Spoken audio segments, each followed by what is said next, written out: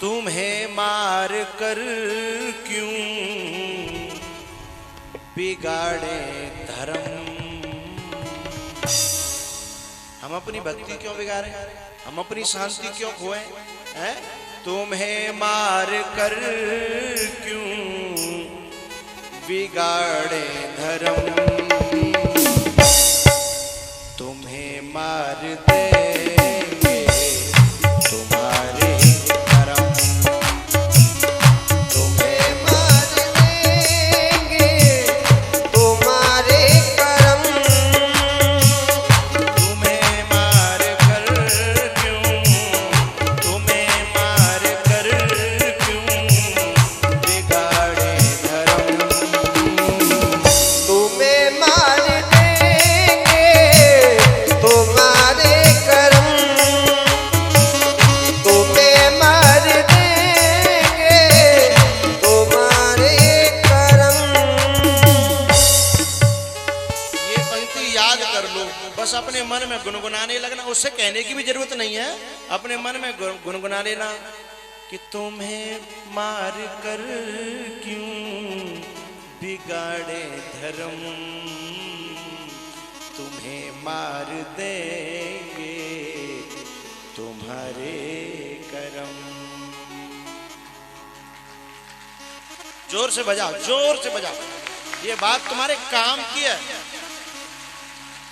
बहुत से लोग कभी कथा के बारे में बात करके किसी से लड़ रहे हो या मेरे बारे में बात करके लड़ रहे हो, वो मुझे बिल्कुल भी पसंद नहीं है ना। अपना काम तो अपने मार्ग चलना है, बस अपने मन में मस्त रहो। मैंने क्या खोया क्या पाया है, ये मैं जानूं या वो जाने, या फिर ज्यादा न मन माने कैसे हूं तो एक बात कह दो, पूछो तो बताऊं, बोलो जल्दी बोलो भाई।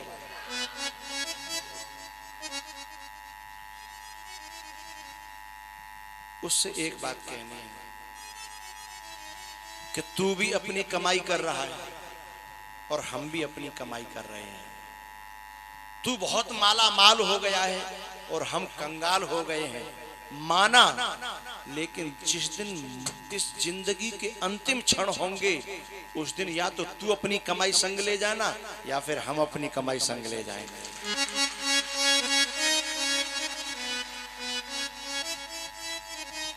उस दिन मालूम पड़ेगा कंगाल तू होगा या कंगाल हम होंगे। उस दिन बता देंगे तुझे, जा। समझदार होगा तो समझ में आ जाएगा, और अकल से कंगाल होगा तो फिर वो जाने उसका काम। इस समय उनकी नजर में हम बर्बाद हैं, हाँ? वे बहुत आबाद हैं, वे बड़े बड़े विकसित लोग हैं, मॉडर्न, हाँ? लेकिन हम तो उस दिन की बात कर रहे हैं, उस दिन तू कितना ले जाएगा और हम कितना ले जाएंगे, हाँ? वो एक पाई ले जाके दिखा ले, हैं? और हम जो एक एक क्षण कमा रहे हैं ना, इसमें से न तो डकैत लूट सकता है, न भाई बांट सकता है, न संसार के लोग ले सकते हैं, न जहाँ जीएसटी लगेगी। बोला, और न नोटबंदी में कोई दिक्कत है। कल नोटबंदी कितनी करनी है, बिल्कुल सेफ है, और एक जन्म के लिए नहीं, जन्म जन्म के लिए, जन्म जन्म के लिए।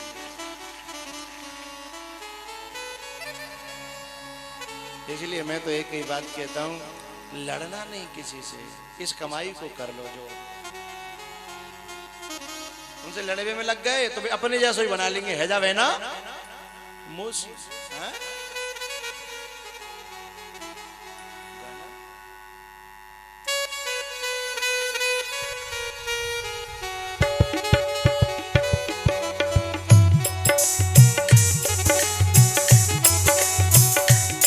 कर ले कमाई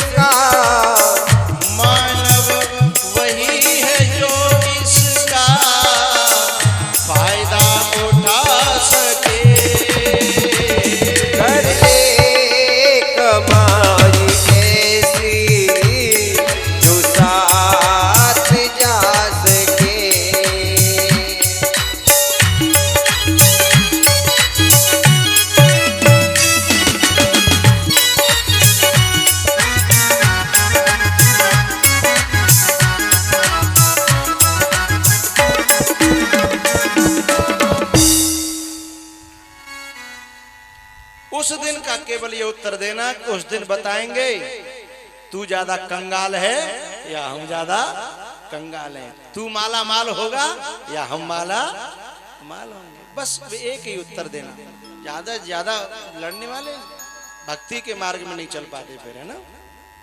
तो कर ले कमाई ऐसी जो साथ जा सके। भैया इस 11वें स्कंद में नवयोगेश्वरों का संवाद है। दत्तात्रेय जी के जो 24 गुरु हैं ना, उन 24 गुरुओं की कथा है। 12वें स्कंद में सत्संग की महिमा, कलयुग के राजाओं का वर्णन, कलयुग के धर्मों का वर्णन और कलयुग में आदमी कैसे कैसे हो जाएंगे इसका वर्णन है। थोड़ी सी झलक मैंने आपको कल बताई थी कि धन बहुत होगा, सुविधाएं बहुत होंगी, आदमी चंद्रमा पर पहुंच जाएगा, चंद्रमा पर प्लॉटिंग होने लगेगी, हिंदुस्तान की जमीन कम पड़ने लगेगी, सब कुछ होगा, लेकिन दो चीजें आदमी के जीवन में नहीं होंगी, एक तो शांति और एक प्रेम। ये दो चीजें नहीं। कलयुग के राजाओं के बारे में सुखदेव जी ने बताया। उसके बाद परीक्षित जी से कहा कि परीक्षित ये बताओ तेरे मन का हाल कैसा है, कैसा हाल है तेरे मन का। परीक्षित जी ने कहा गुरुदेव मैं क्या बताऊं,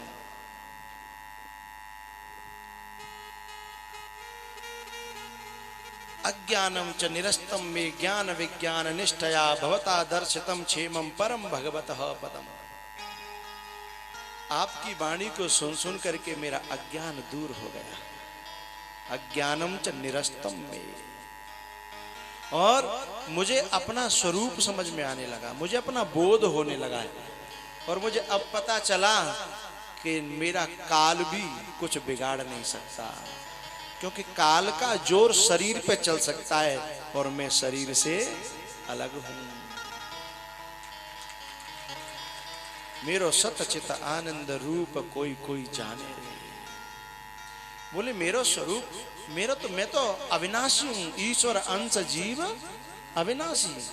शरीर पे जोर चलेगा काल का, वो करे अपना काम, अब मुझे मृत्यु का भय नहीं रहा। ब्रह्मेत विज्ञानात् कल्पकोटि शतार्जितम संचितम विलयम याति प्रबोधात् स्वप्न कर्मवत्। अहम ब्रह्मेत विज्ञानात्, जो व्यक्ति ये जान लेता है कि मैं ही ब्रह्म हूं, ये बात जो समझ लेता है, उसके सारे कर्मों का क्षय हो जाता है। कैसे? स्वप्न कर्मवत्। जैसे सपने में जितना भी जो कुछ हो रहा था जगते ही सब खत्म हो जाता है ना, ऐसे ही ये बोध होने पर कि मैं ब्रह्म हूं, ये बोध होने पर इन सारे कर्मों का सुपड़ा साफ हो जाता है। यथैधांसी समिद्धोग्निर भस्मसात कुरुते अर्जुन ज्ञानाग्नि सर्व कर्मणि भस्मसात कुरुते तथा। जैसे यहाँ कूड़े को ढेर होए, ईंधन को एक माचिस की तीली सबको सुपड़ा साफ कर देगी, ऐसे ज्ञानाग्नि, ज्ञान की जो अग्नि है वो हमारे सारे कर्मों का सुपड़ा साफ कर देती है। अच्छा परीक्षित, एक बात बताओ, अब तुम्हारा मन कैसा हो रहा है, कैसी फीलिंग्स आ रही हैं, ये बताओ। तब परीक्षित जी ने बताया, गुरुजी अब तो एक ही मन कर रहा है, अब न तो दुनिया अच्छी लग रही, न संसार अच्छा लग रहा, न जी भोग अच्छे लग रहे, न नातेदार रिश्तेदार अच्छे लग रहे, और तो क्या बताऊं, अब तो मैं भूख प्यासू ना लग रही, तो कछु तो लग रहा होगा, एक ही लग रही है मन में कि आप कथा कहते रहो और मैं कथा सुनता रहूं। बोले कब तक? बोले जब तक सांस चले तब तक।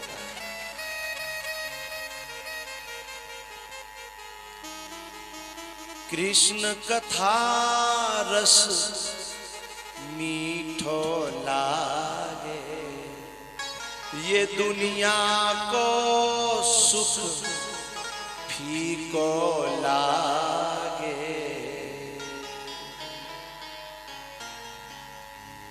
एक दूसरी पंक्ति है ना, कान्हा दिल मेरा।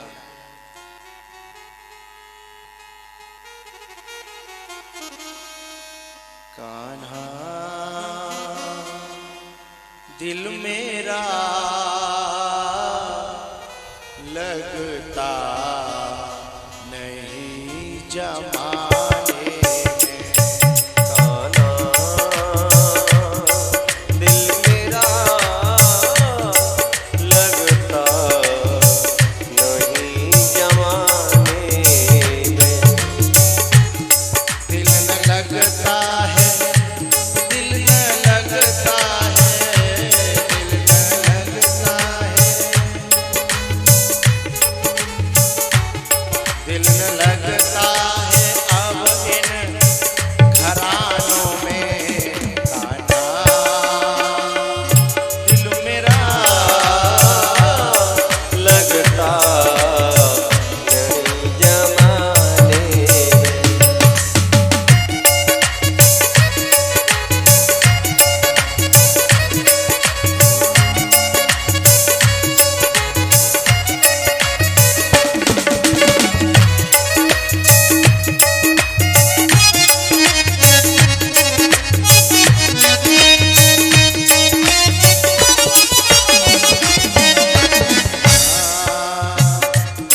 दिल मेरा लगता नहीं जमा।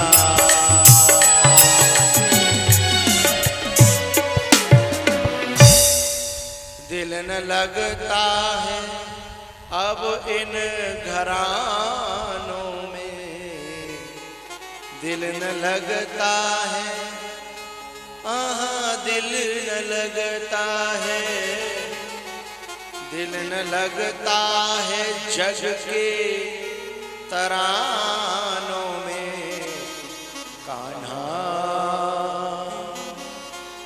दिल मेरा लगता नहीं जमाने। झूठे नाते हैं अब ना भाते हैं, रंग दुनिया के अब ना सुहाते हैं। दिल न लगता है जग के तरानों में। कथा जो एक बार सुन जाता है ना, फिर उसे दुनिया के फिल्मी गानों में फिर रुचि हट जाती है। फिर भगवान के भजन ही भजन होते हैं, चाहे गाड़ी हो, चाहे घर हो, चाहे मोबाइल हो, चाहे कुछ और।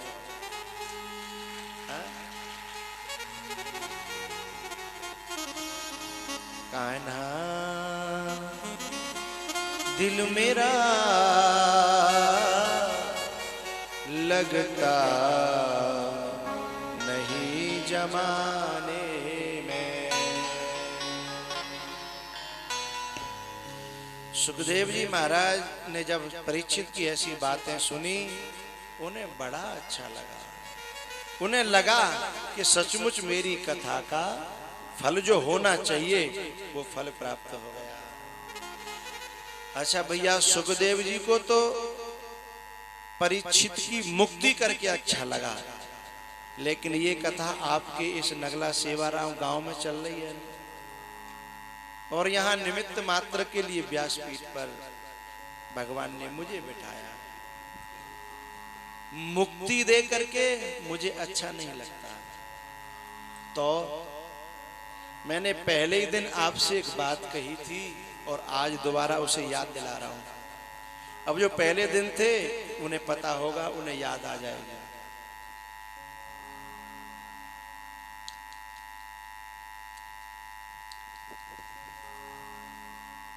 वेद शास्त्र पुराणों में जितने भी साधन बताए गए हैं, वे सब साधन कर करके जिन्होंने देख लिए और भगवान नहीं मिले, फिर वे सब लोग तुलसीदास जी के पास आए। जब तुलसीदास जी बनारस में थे, काशी में, और उन विद्वानों ने सबने तुलसीदास जी से प्रार्थना करी कि हमने दुनिया भर के वेद शास्त्र खोज डाले और बड़ी बड़ी साधना करने वाले साधुओं से मुलाकात की, लेकिन उनका भी कहना है कि भगवान के दर्शन नहीं हुए। आपकी राय लेना चाहते हैं।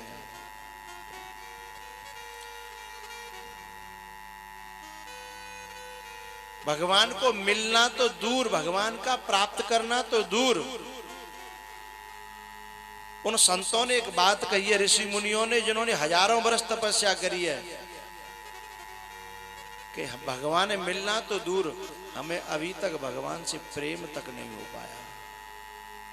और उनकी बात छोड़ो, मैं अपनी बात बता रहा हूं। मेरी भी जिन जिन संतों से मुलाकात हुई है, जिनकी जप करत करत मालाएं टूट गई, जिन कितनी उंगलियों में और अंगूठा में ठेक पड़ गई, इतने जप करे 40-40 साल है गई। मैंने उनसे कहा कि तुम्हें भगवान से प्यार हुआ? उन्होंने सिर हिला दिया, उन्हें नहीं हुआ। अब मैं आपसे कहना चाहता हूं, बिना 40 साल इतनी बड़ी तपस्या करने के बाद भगवान से प्यार नहीं भयो।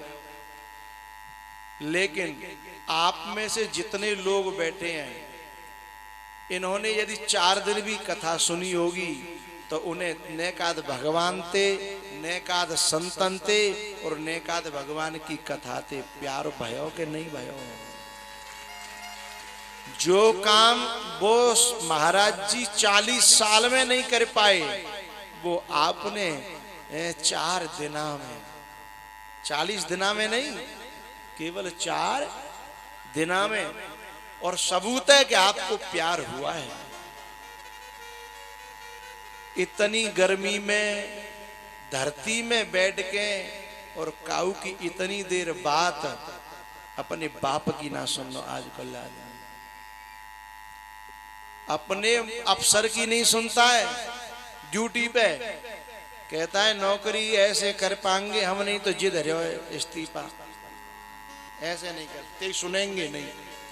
और आप लोग अपनो तेल पेट्रोल फूंक के, काम धंधे छोड़ के, अथवा घरवारे ने नाराज करके, जन कहा करके, और आप गर्मी में इतनी देर काऊ की बात सुन रहे हो, जन कहाँ ते आए हो, पैसा खर्च कर रहे हो, बिना प्यार के ऐसा हो नहीं सकता।